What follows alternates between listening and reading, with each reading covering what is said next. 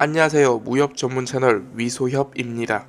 이번에 다루어 볼 내용은 바로 김용 작가 최후의 장편 소설이자 최후의 걸작으로 불리우며 절필을 선언했던 녹정기입니다.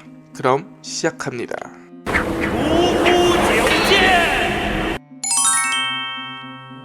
사실 저는 천룡팔부와 녹정기를 김용 작가 최고의 작품이라고 생각하는데요. 이 녹정기는 김용 작가가 얼마나 대단한지를 볼 수 있는 것이 여태까지 무협이라고 한다면 무에 통달하고 협의에 충실한 그러한 영웅들을 주인공으로 삼는데, 이 녹정기라는 소설에 등장하는 주인공인 위소보라는 인물은 이런 협의의 법칙을 깡그리 무시하는 그런 새로운 영웅의 형태를 보인다는 것입니다. 위소보라는 이 인물은 여춘원이라는 기방의 기녀인 위춘방의 자식으로 그의 부친이 한인인지 만주인인지 알 수 없는 이를테면 잡종의 신분으로 태어납니다. 그리고 기녀의 아들이라면 그야말로 하층의 신분에 불과하죠. 그렇다고 위소보가 의기나 기계가 있느냐 라고 한다면 그것도 아닙니다. 친구와의 의리는 반드시 지켜야 한다는 주의지만 이기기 위해 어떻게든 반칙을 쓰거나 계약을 쓰고 돈으로 매수를 하기도 하는 전형적인 악당의 모습을 가진 인물입니다. 거기에 진근남이나 군한, 홍안통 등의 절세 고수를 스승으로 두었음에도 불구하고 천성이 게을러 무공연습에는 전혀 관심을 보이지 않습니다. 하지만 이렇게 주변에 볼 수 있을 듯한 시정자폐 같은 주인공이 수단과 방법을 가리지 않으며 계략, 매수, 행운 등으로 여러가지 실제 역사적 사건을 해결하는 모습을 보면서 독자들에게 마치 내가 이렇게 되는 것 같은 카타르시스를 느끼게 해줍니다. 그리고 마지막에는 모든 남자들이 부러워할 내용인데 7명의 마누라를 얻고 많은 재산을 가지고 세상사의 미연을 버린 채 응가하게 되는데요. 청나라의 강건 성세를 만든 명황제인 강희가 왜 아무 연고도 없는 양주를 왜 나이가 들어서도 찾아갔는가에 대한 의문을 던지면서 이 소설은 시작됩니다. 그럼 위소보와 실제 역사가 어떻게 버무려졌는지 함께 살펴보실까요? 오베라는 인물은 청태조 누르하치의 치세 말기부터 태종 누르하치를 섬기며 팔기군의 양황기로서 전쟁에서 활약했던 인물입니다. 그는 만주족 최고의 용장이라 불릴 만큼 용맹한 인물이었죠. 강희제의 아버지인 순치제가 죽게 되고 어린 강희제가 즉위했을 당시 생리, 수급사랍, 알필용과 함께 4대 보정 대신 중 한 사람이 됩니다. 하지만 생리가 죽게 되자 자신들과 다른 도로공계인 수국사랍을 처단하고 권력을 자신에게 집중하게 만들어버리죠. 하지만 14세에 친정을 하게 된 강희제는 이러한 오베의 행동을 용납하지 않았습니다. 그리하여 강희제는 대신들의 지지하에 오베를 황궁인 무용전으로 유인하여 그에게 30가지 죄를 묻고 체포해버리죠. 오베는 자신이 팔기군으로 전쟁에서 싸워오면서 몸에 새긴 상처들을 보여주며 강희제에게 어필하게 되고 오베는 처형을 면하게 됩니다. 오베는 사후에 사면 복권되었으며 강희제의 아들인 옹정제는 오베에게 1등 공작과 초무라는 시호를 붙여주었지요. 소설에서는 이를 교묘하게 각색합니다. 헤레보라는 태감에 의해 잡혀와 얼떨결에 내관 행세를 하게 된 위소보는 황제나 황궁이 무엇인지도 모르고 강희제가 자신과 같은 황간인 줄 알고 서로 난투극을 벌이다 친구가 되게 되죠. 그러다가 오베가 강희를 겁박하는 장면에서 얼떨결에 강희 앞을 막아선 뒤 오베를 면박주면서 강희가 황제인 것을 알게 됩니다. 이후 강희는 오베를 제거할 계책을 세우게 되는데 소년 씨름 장사들을 태감으로 변장하게 한 뒤 오베를 유인하여 사로잡을 계획이었죠. 여기에서 위소보는 공을 세우게 되고 오베를 사로잡은 인물로 명성을 높이고 승진하게 됩니다. 그리고 생리의 아들인 세객도와 오베의 재물을 황제에게 보고할 때 숫자를 고쳐 재산을 나눠먹게 하고 의형제를 맺게 되죠. 그리고 오베가 반청복명을 외치는 천지회의 일원에게 납치될 때 위소보도 같이 납치되고 이들이 보는 앞에서 오베를 죽이게 되는 상황으로 인해 천지회의 청목당 향주를 맡게 되며 동시에 진근남을 스승으로 모시게 되고 조정과 반군 사이에 발을 걸치게 됩니다. 강희제의 공적 중에 하나로 평가되는 것이 러시아와의 이 네르친스크 국경조약입니다. 이 이전에 청나라는 명나라와의 싸움을 하느라 러시아가 시베리아로 세력을 확장하는 데 신경을 쓸 시간이 없었고 러시아는 모스크바에서 8,000km나 떨어진 곳에서 강적들을 쉽게 대응하기 어려웠기 때문에 신중하게 검토하고 이곳을 차지하면 군량을 확보하기 좋다는 판단을 하고 나서야 군을 움직이게 됩니다. 흑룡강 위역의 다우르족을 공격하는 것을 시작으로 이듬해에는 네르친스크를 세우게 되지요. 그리고 정착민들이 이주하기 시작하자 청나라도 공세로 나오기 시작합니다. 이때 조선에도 파병을 요청하게 되는데 이것이 제1차 나선정벌이었죠. 1655년 코마르 공방전, 1657년 사르호디 전투, 1658년 제2차 나선정벌에서 양쪽은 공방을 벌이게 되고 1660년 이후로는 청나라가 우세를 잡습니다. 이후 강희제는 남쪽의 러시아 잔존 세력들을 토벌하려고 하지만 마침 오상계가 주도하는 3번의 난이 일어나게 되면서 네르친스크의 일은 차후로 미루게 됩니다. 1681년 마침내 3번의 난이 진압되고 강희제는 흑룡강 일대를 공략할 준비를 마치게 됩니다.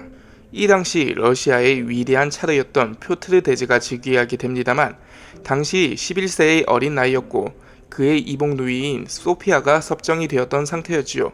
그러나 주변 문제가 다시 한번 이들의 발목을 잡게 되는데 강희제는 몽골 오이라트의 갈단이 할하를 공격하게 되자 러시아와의 대치 국면이 길어지며 골치 아픈 상황이 발생하게 되었고 러시아는 1686년부터 폴란드, 베네치아, 오스트리아와 동맹을 맺고 오스만 튀르크 전쟁을 시작했었던 것이었죠.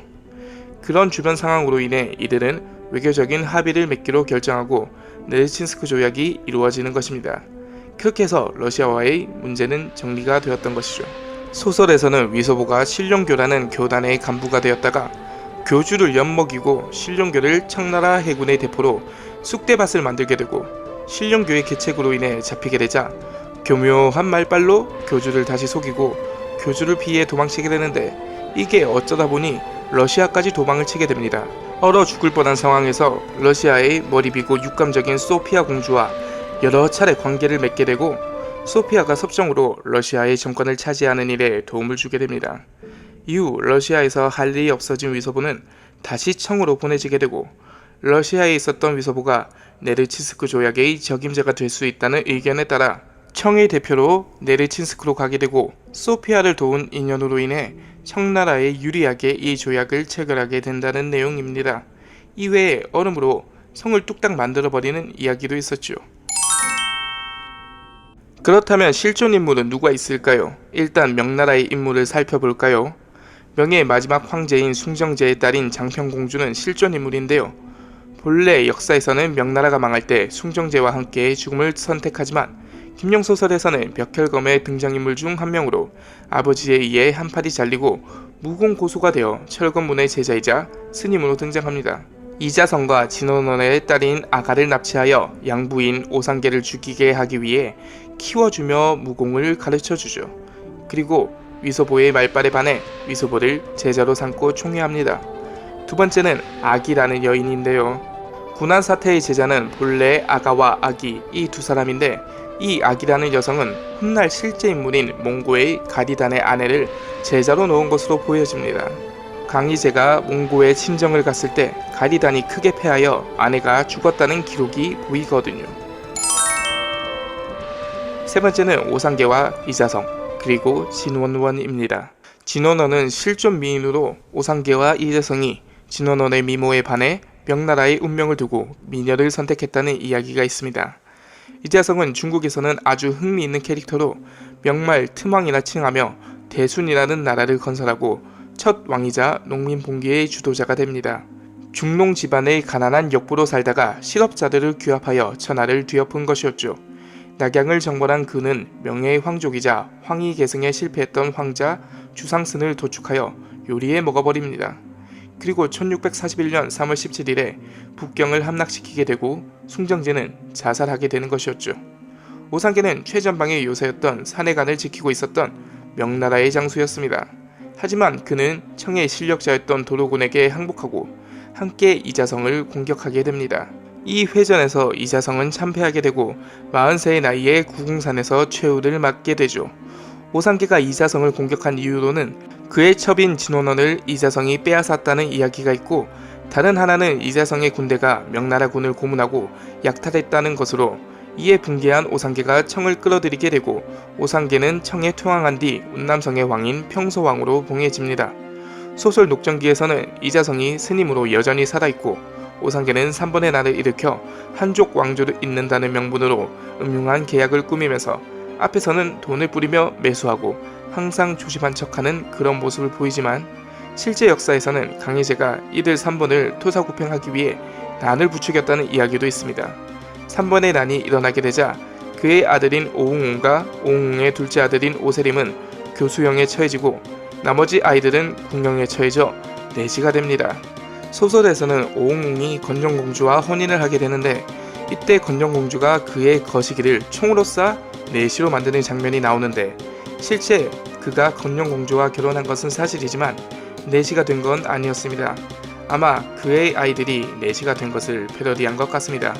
건정공주는 소설에서는 위소보의 아내가 되는 것으로 내용이 정해지지만 실제로는 오웅웅과 아들 오세림이 처형된 이후 홀로 살다가 1704년에 사망합니다. 그녀의 시호인 건정도 오상계가 살았던 지역과 관련이 있죠. 청나라 진영에 등장하는 인물들도 대부분 실존 인물입니다.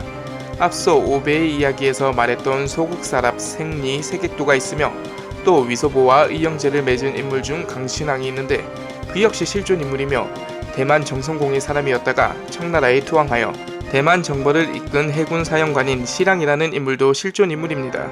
그리고 위소보가 등용한 청나라의 한인 장수들인 장용, 왕진보, 손사극, 조양동 역시 실존 인물입니다. 그리고 대만의 천지회 세력도 실존 인물들이 있는데요.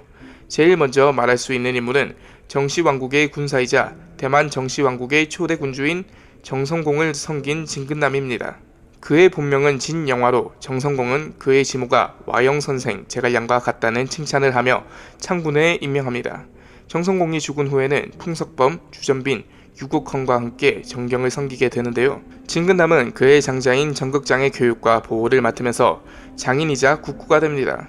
그리고 소설에 나온 대로 대만의 공자묘와 명륜당을 세우며 대만을 운영하는데 정경의 차남인 정극상이 풍석범과 함께 계약을 꾸미고 형인 정극장을 죽이게 되고 권력을 잡게 됩니다. 속아서 권력을 내어준 진근남은 분통해하면서 죽음을 맞이하게 되고 정극상과 풍석범, 정극상의 할머니인 동부인이 폭정을 펼치게 되자 나라가 어지러워지게 되고 이 틈을 노린 청해의 수군제독 시랑이 대만을 공격하게 되니 정극상의 일행은 강희제에게 항복을 하게 되고 정씨 대만 왕국은 역사 속으로 사라지게 됩니다. 실제 역사에서 정극상은 해진공으로 봉해져 실권은 없지만 편안하게 살다가 베이징에서 죽게 됩니다. 김용 작가는 이 정극상과 풍석범이 무척이나 미웠었는지 위소보가 이들을 미워하여 온갖 방법으로 괴롭히게 되고 풍석범은 위소보의 친구인 모시파를 구하기 위한 대리 사형의 도구로 쓰이게 됩니다. 그리고 녹정기의 시작이자 문자의 옥의 단초를 제공하는 명사 집략 사건. 이 사건은 주국정이라는 명말의 신료가 미완성된 역사의 기록들을 가지고 강남으로 피난하여 살다가 죽게 되는데 그의 후손들이 궁핍하게 되어 지방의 유역가 장종영에게 이 기록을 팔게 됩니다. 장종영은 이 명사를 완성시켜 자신의 가문을 돈 좀 있는 집안이 아니라 학식과 덕망을 갖춘 명망가로 발전시켜 명성을 얻고자 했지요. 하지만 도중에 장종영이 급사하게 되면서 동생인 장정월이 이 작업을 마무리하게 되었는데 본인의 학식이 부족한 관계로 주변의 여러 학자들과 명사들을 초빙하여 서문과 평론을 달게 하고 미완된 부분들을 보충하게 되는데 이것이 화근이 됩니다. 초청받은 학자들 대부분은 반청주의자였고 이들은 명사의 편찬 작업에서 명나라 만세, 청나라 오랑캐들을 타도하자는 식의 글들을 적었고 장정월은 제대로 책을 읽어보지도 않은 채 출간해버린 것이었죠. 이 책은 청 황제들을 묘가 아닌 이름으로 호칭하였으며 청의 정통성을 부정하였고 명과 청의 전투를 기록하는 과정에서 명의 연호를 쓰고 청을 반란군으로 칭하였죠. 또한 항장 출신인 상가이와 경정충을 나라를 팔아먹은 도둑놈이라며 비판합니다.